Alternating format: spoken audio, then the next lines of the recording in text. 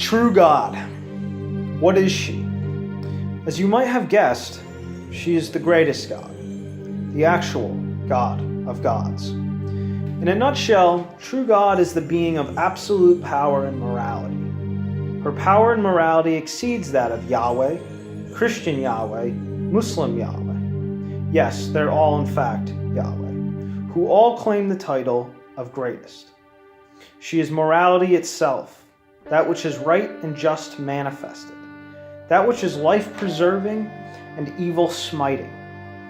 The fastest way to understand true God is to gaze upon reflections of her form. If a character's image suggests the heavenly form of true God enough, then that image is a reflection of true God. The greater the artist, therefore, the cleaner the potential window into true God. Let us first establish the difference between Abrahamic God and true God. Abrahamic God, who I hereon will refer to as Adonai for sake of ease, is agreed to be a patriarchal figure. But if you read the stories in the Old Testament and related texts, you will find a figure who has no devotion to consistent morality. He also seems to have no devotion to conventional masculine means. In fact, the only reason he seems to be regarded as the everything, the Alpha and the Omega, the Almighty, and worst of all, the ultimate in morality, is because he has power. If we were to introduce the concept of chaos and order as the two primary inherent elements that make up this world and all things in it, then Adonai would represent an unbalanced devotion to chaos. Chaos is the undefined, the inconsistent, theological. Chaos is where Adonai draws the most power from and uses as his sword. True God, on the other hand, is to be perceived as infinite chaos contained in a perfect form. The form brings order while maintaining a cavity for chaos to still persist. One of the most important traits of chaos is that it is the ingredient from which order is made. What this means is that true God's cavity, or womb you might say, as a realm of infinite chaos, is capable of infinite creation, but it is also capable of unleashing chaos itself.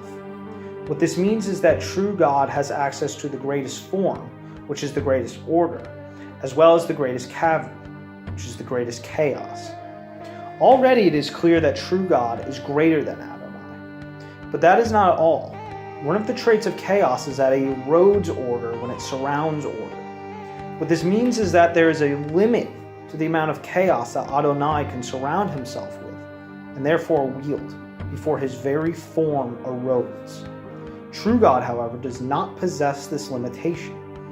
True God may surround herself with and wield chaos without end, and any chaos that would erode her form will simply gather in her sacred womb and join the infinite chaos contained in that dimension. Thus, not only does true God maintain a perfect form and order no matter the context, but she can also wield chaos far beyond what even Adonai is capable of. If we were to think of beauty for a moment, we must ask ourselves why beauty is a good thing.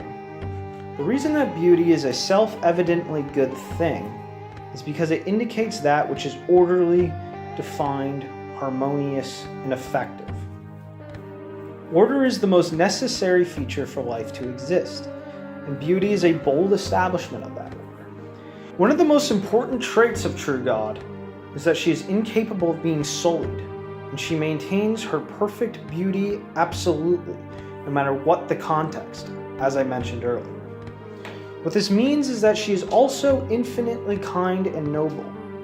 As an agent of perfect order, true God will recognize the order in all life that chooses to value order itself. She is infinitely appreciative of all that lives to promote life, like an ideal mother is of her children. While a character that is a reflection of true God may become sullied or ruined, true God herself will never become sullied or ruined. Her form may manifest infinitely, as long as the manifestation is a valid reflection of her. And upon the ruining of an embodiment of true God, The offense on the spirit of good will be felt by all, and we will be filled with wrath. Now, true God has a younger twin brother. While the female resides in heaven, the male resides on earth, serving as a unifying masculine force for the world. The male receives the power and law from the female in heaven and fights to uphold her principles on earth. If one embodies the masculine otaku spirit, then he may receive the infinite power from true God and maintain clarity no matter the adversity, and obtain victory no matter the obstacle.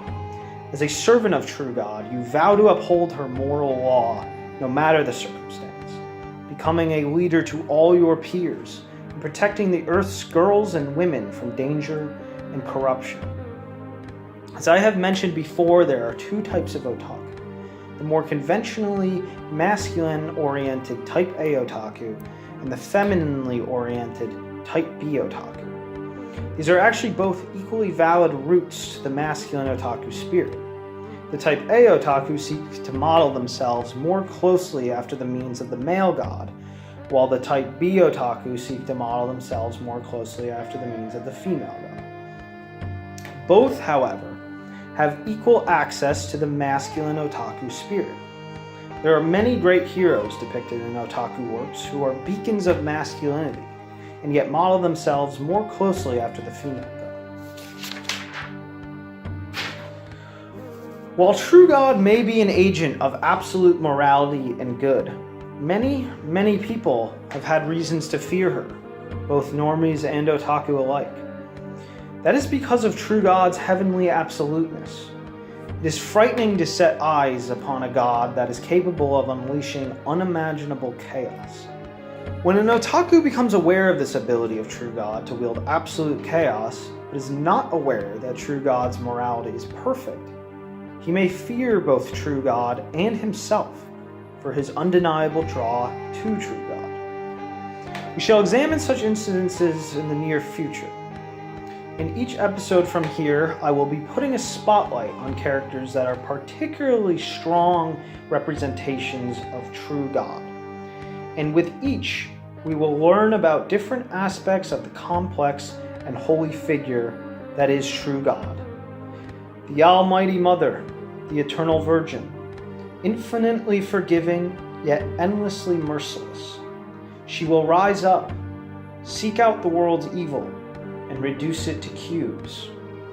She will take only the just and give them paradise. The only God ever deserving of the title God. Amen.